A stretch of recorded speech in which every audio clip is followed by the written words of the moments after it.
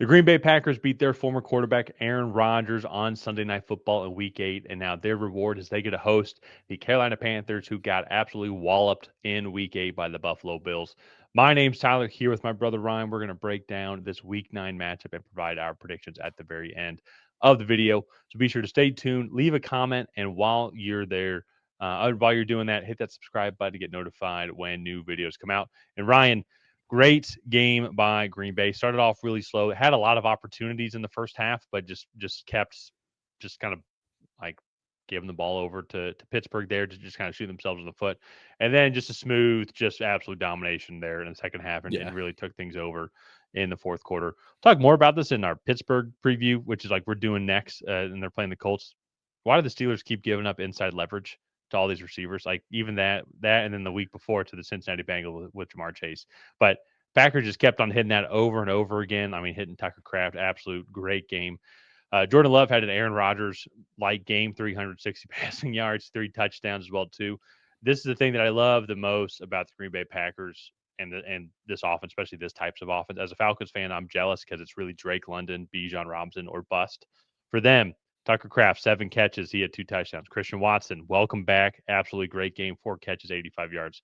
Romeo Doubs, 3 catches. Malik Heath, 3 catches. Emmanuel Wilson, 3 catches. Josh Jacobs, 3 catches. And then they had a couple other guys as well. Matthew Golden even had 3 catches. Only 4 yards, average of 1.3 yards per catch. Not bad. Better than myself, I will say.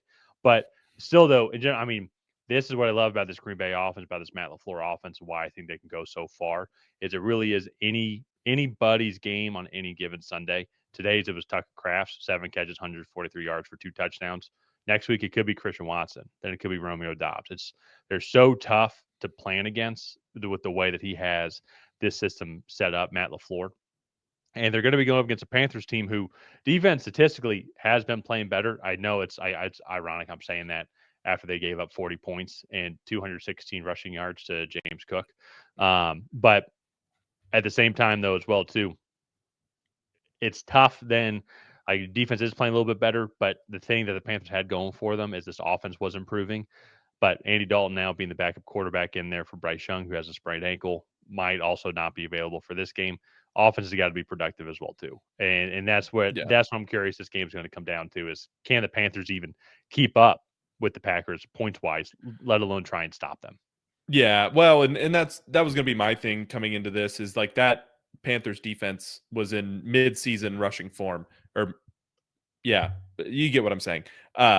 From last year where they just could not stop a nosebleed in that front seven, and the Bills definitely took advantage. The Bills are also one of the best rushing teams in the league, but when you go and compare that to this matchup, the Packers are also a very good rushing team with Josh Jacobs and this offensive line. So I think going forward in this video, I would just am going to assume that Josh Jacobs is going to have a very good game against the Panthers here. So, and then offensively, you mentioned it. I don't know how you stop this slew of weapons. Like I know Kansas City is kind of doing something similar. San Francisco is trying, but they all keep getting injured. But they just have 4 or 5, even maybe 6 or 7 like good receiving options. The And only it's just, one, the only sorry to interrupt. The only offense I think can do it just as good, if not better, but they also have stars as well too. Is this Rams offense? Like it's Puka yeah, Nacua, Devontae Adams lead the way, but you still have Tutu Atwell.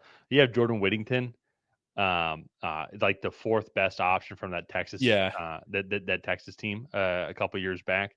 He's having a good career as well too down there in LA as their 3rd, 4th receiver. Have a lot of good tight end options. So to me, it's like this Rams offense on the NFC side. This Rams offense and this Packers offense might be the 2 best offenses just schematically. The way Sean McVay and Matt LaFleur have it set up. I yeah, don't know. I don't know of a better one. We could talk about the way the Buccaneers offense, like, and how they just yeah. grit through it. I'm talking the Again, NFC that's side. another one though where it's just injuries have piled up on these skill position players as well. I would also put the Bengals in there because Jamar Chase and T. Higgins are so dominant that Andre Yoshivas, Charlie Jones, not so much anymore, but they still have Mike Gesicki and like a few other guys, Drew Sample, that can like get in the mix there as well. But Yeah. it's just so hard to play defense against all of these weapons, and Jordan Love is in Toyotathon form already. So curious to see what that's going to look like when we're actually in the month of December. But I, I mean, I'm not trying to get into predictions this early, but I just don't really see a lot of ways that the Panthers can win this, especially you're either going to have Bryce Young coming off an injury or you're going to have Andy Dalton back there who just looks like he's aged out of the NFL, to put it nicely. Well, and then on top of that too, unfortunately, with Carolina Panthers, they're already dealing with some offensive line issues. Like Taylor Moton's been hurt as well too. Yeah. Right guard Brady Christensen. He went out of this game with an Achilles injury, and actually, let me just double check right now to see if it is confirmed that he tore his Achilles here. No, not Brian Christensen, MD. I mean, I'm sure he's a great doctor. But let me just substitute. I'm He's low refreshing season the injury to key, and yeah, so I'm assuming he's out with an Achilles injury as well. So which is unfortunate. So once yeah. again, where we started to see some more success for this Panthers team last year was this offensive line was piecing together. They were able to run the ball. Now they're dealing with some slew of injuries on this side of the ball as well too. Even as like Jalen Coker starts to come back, you start to see a little bit more from Tet McMillan still having a good rookie season, even though Bryce Young's been struggling and he's been hurt. Andy Dalton's quarterback now too, so it's I still have hope for the Panthers. I think as a wild card team, they're gonna have to try and get healthier and gonna have to try and get into that late season form that they were in last year to really compete. But I'm with you though. In general, then it's like we're talking about the issues on like the offensive side of the ball, like with the Panthers, just with the overall health. So this Green Bay Packers defense is going to get after them. Micah Parsons probably going to have a field day as well too, because you can move Yeah. him around, but also too he typically does line up on that what will be the right tackle side. So now if they're going with backups here as well, that's not a good recipe for success that they're going to have to try and game plan. And it's a road matchup. But then switching back though to this Carolina Panthers defense, J.C. Horn is a stud. Like he absolutely is. But this is the beauty though of this Matt LaFleur offense. Be like, all right, maybe he locks down like that receiver, like maybe he locks down like Christian Watson or whatnot. Are they good enough though to stop everybody else? Like, and they got Trayvon Moore in free agency as well too. You know, they have Mike Jackson back there, Nick Scott, like fine guys. Yes, J.C. Horn is the best of them, but still, are they going to be able to stop this entire slew of weapons while on the road? That's where to me is I'm going to go with Green Bay here. And once again, we've seen this a lot, especially these past couple of years with Matt LaFleur, especially too as well after Aaron Rodgers went away and nobody gave Green Bay a shot. And then what that team did second half of that year to make that playoff push should have beat the 49ers in 2023 on the road and would have played the Lions in the NFC Championship game. But I think like this offense seems to already now be in that form. This Toyota. Why do you call that? And am I The missing? Toyotathon form. Do you know Yeah, what that is? You know what I'm talking about? I know what Toyotathon is. It's like it's their So big end of Jordan year sale. Love's stats during Toyotathon have just been absolutely insane. Like he's been one of the most efficient quarterbacks in history during Toyotathon. The correlation doesn't equal causation, but I see what you mean now. Yeah. It's just So a running joke. Like it's similar. Well, never mind. I won't get into more Kyler Murray hate, but in general, though, I think this Packers offense is one of the best in the league. was that going to be a Uh, Call of Duty joke? Sorry. yeah, it was going to be a Call of Duty joke, but that one actually there might be correlation Yeah. does have causation. So I'm gonna go with the Packers here, and then real quick too as well. Like when I look at the Packers schedule coming up here, got the Panthers here, got a big game in Week 10 against the Eagles. Look like that's on Monday night. That's gonna be a really fun one. But then the Giants, Vikings, like them against those two teams as well. The Vikings are really struggling as well. At the Lions is a big one, big division matchup over there. Because the Lions they dominated in Week 1, but Bears, Broncos, Bears. I think they could beat the Bears twice, absolutely. And then Ravens, and then at Vikings again. So they really have three tough games: Eagles, Lions, and then Broncos. Two of those are on the road.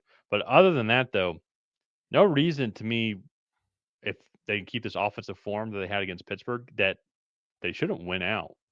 Like outside of those, I would say coin flip games. Yeah.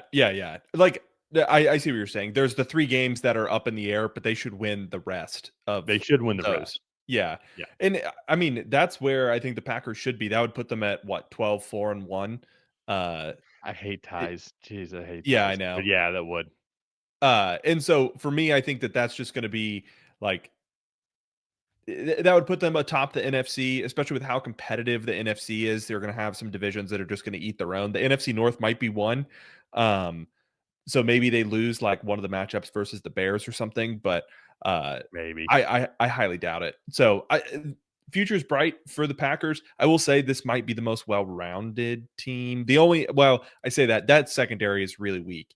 But at the same time, if they can just be competitive and give Micah Parsons, I say secondary, it's really the cornerback room that is not that good. I believe Xavier McKinney is one of the better safeties in the league. So Xavier McKinney's there. uh, Yeah, Keyshawn Nixon.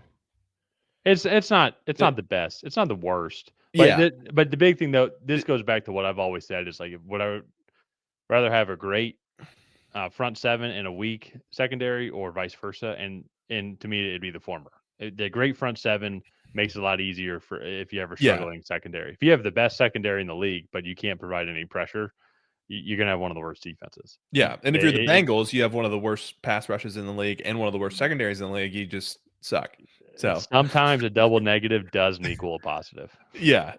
So no, I think the future is very bright for the Packers. I think they got to be one of the NFC favorites in like to go to the Super Bowl this year. Yeah, So I would think so. we're both taking the Packers in this matchup. Let's go ahead and wrap this video up here. If you guys have not already, please go ahead and like and subscribe. That is the best way to help out the channel. While you're down there, leave a comment on who you think is going to come out ahead in this matchup. Will it be the Green Bay Packers? Will it be the Carolina Panthers? Other than that, we'll see you guys next time.